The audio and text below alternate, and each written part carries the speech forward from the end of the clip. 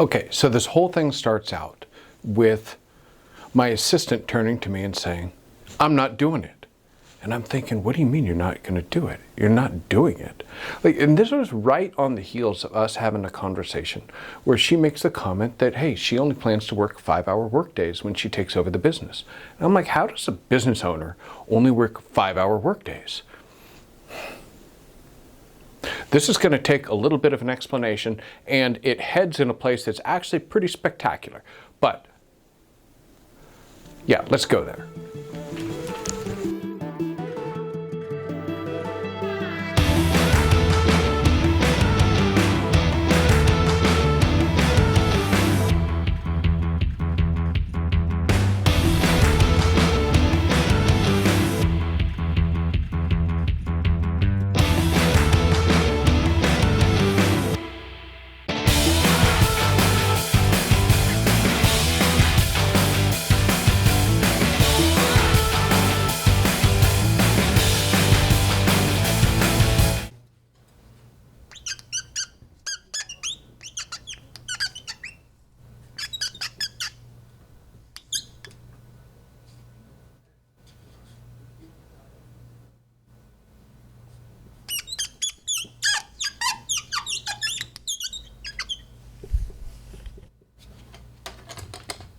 I'm not doing that. Take one.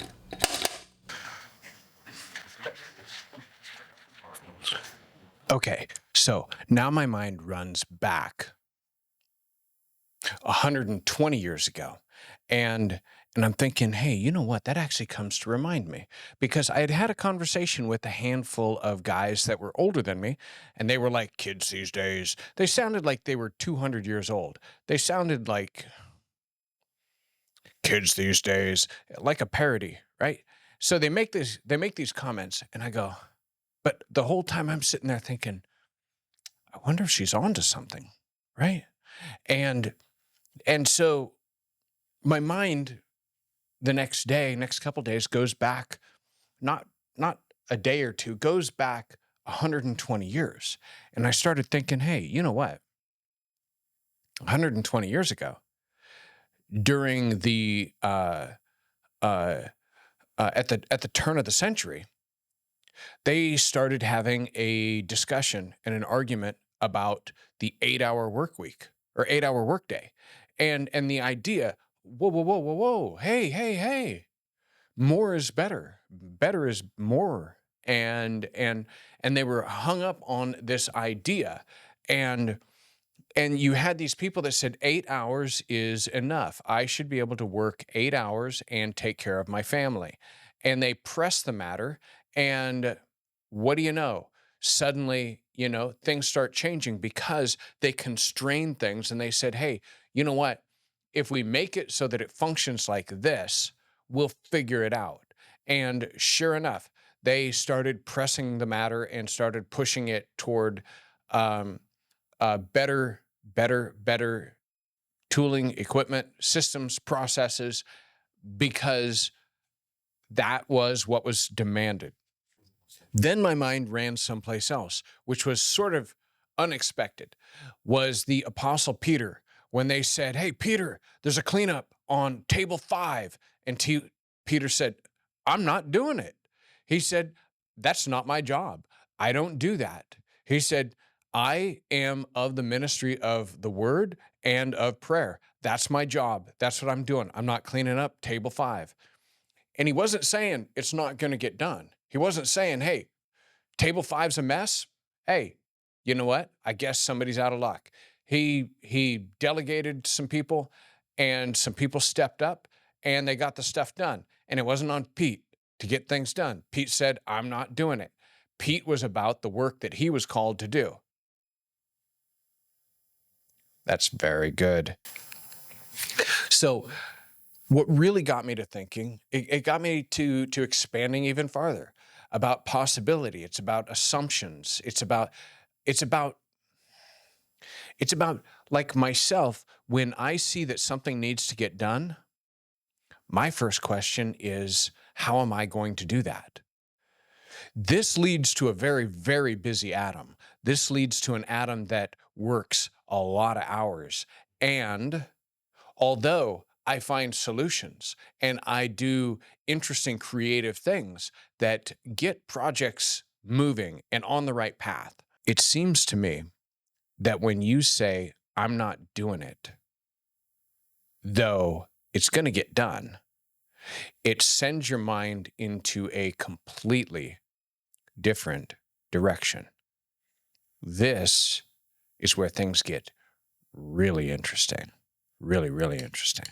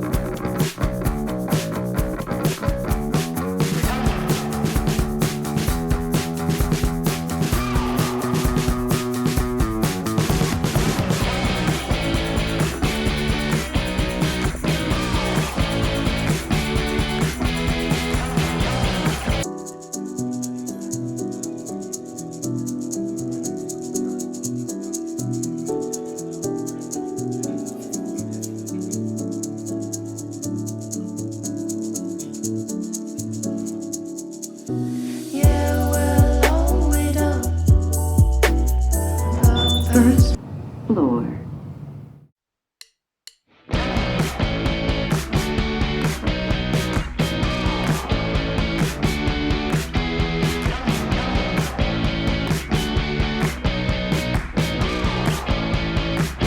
Okay, so there is this guy whose name is Richard Branson, and he is a mega entrepreneur, runs hundreds of businesses. Actually, he doesn't really run too many of them. He leads them. He isn't doing the work, he's leading the charge. And one of the interesting things about Richard Branson is that he is dyslexic, can't read.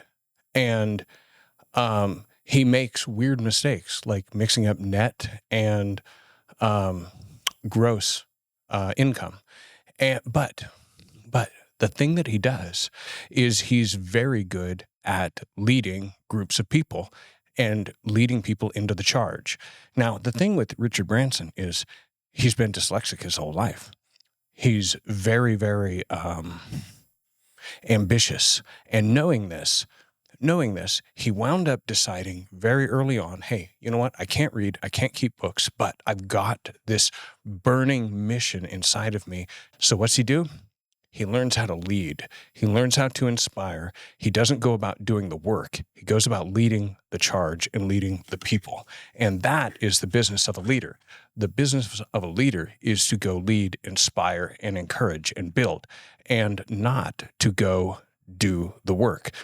And the question of how am I going to get this done results in very, very busy people who don't actually wind up doing a whole lot of leading, because if you're going to be influential, it's going to take some interactions. It's going to require that you spend time with people. And if you're busy modeling what doing is, then you're not leading, you're not inspiring, and you're not actually participating in the work of leading. You are doing. And that diminishes the capacity, that diminishes the influence of a leader, because they're not influencing people. They're busy.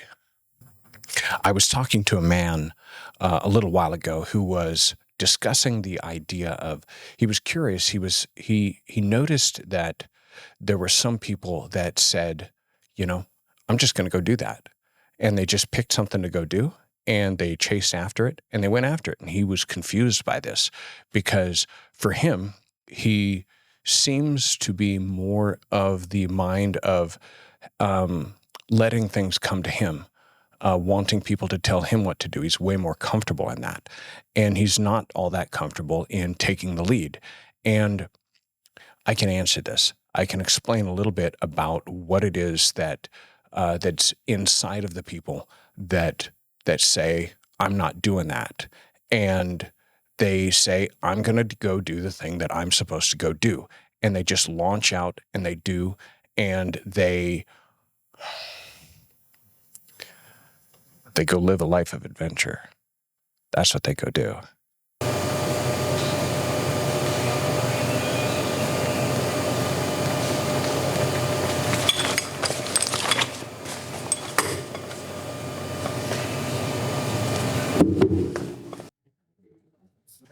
All right. So the answer is that I serve the God of adventure. I serve the God that created fish and wild animals, and he created birds, and he created mountains and valleys and deserts and oceans. And then he threw in a north and a south pole and covered them with ice. And he created fish with giant swords sticking out of their faces. He created hawks and eagles that fly around and swoop down and pull fish out of the ocean. He created rhinoceros, lions, monkeys, bears. He created giraffes, all sorts of crazy stuff. And then what's he say? What's he say? He says, go and take dominion over all of the earth.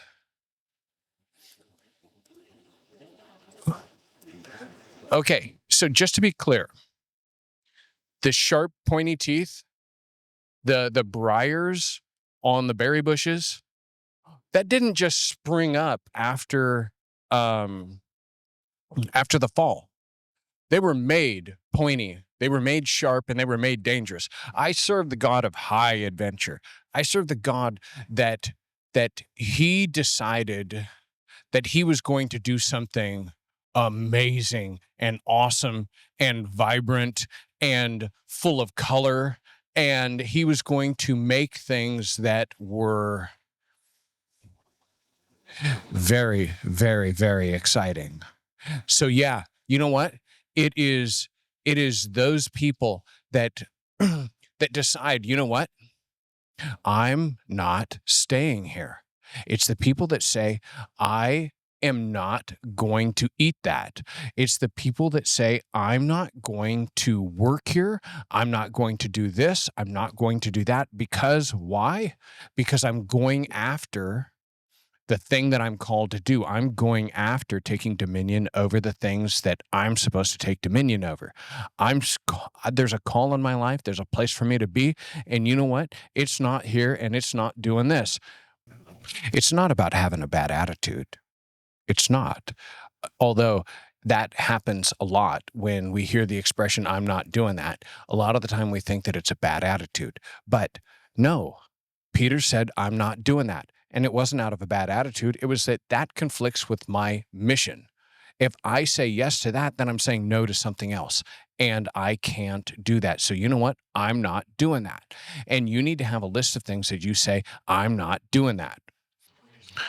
Courage is the mother skill that we need. Courage is the mother of all of the things that lead us into reckless love, that lead us into taking bold action, that lead us to saying, no, I'm not doing that lead us into saying, yes, I'm going to go there. Yes, I'm going to launch out. Yes, I'm not going to wait to be picked. I'm not going to wait to be called on. I'm not going to wait. I'm not doing that. It is this that makes it so that we launch out, so that we ask for the date. We ask the question, we go and we do and start the hard conversation. We fearlessly wander in and bumble in. And you know what? We take a beating sometimes, but you know what? We're the kind that enter into the arena. We're the kind that know victory. We're the kind that know defeat, to paraphrase Teddy Roosevelt. We're the kind that know the success of vision. We're the kind that know. We're the kind that know. So, great questions are the things that get us to answering with great answers. So why not you? Why not you? Why not now? Why not bigger? Why not more? Why not the thing that's in your heart? The thing that's in your heart to do, to have, to be? Why not? That thing that you need to go do that. Go do that and expect the backing of the God of adventure, that the God of adventure is going to be with you and he's going to go with you and you're going to be able to do that. So yeah, the woman that said, I'm not doing that, she's the one that's going to figure out how to work 5 hours a day and have a life where she can go do stuff that she wants to do. She's going to be the one that finds the answer, not to the question, how am I going to do that? Or she's going to find out, how am I going to get this done in 5 hours? Yeah. Go ask those questions. Go do that stuff.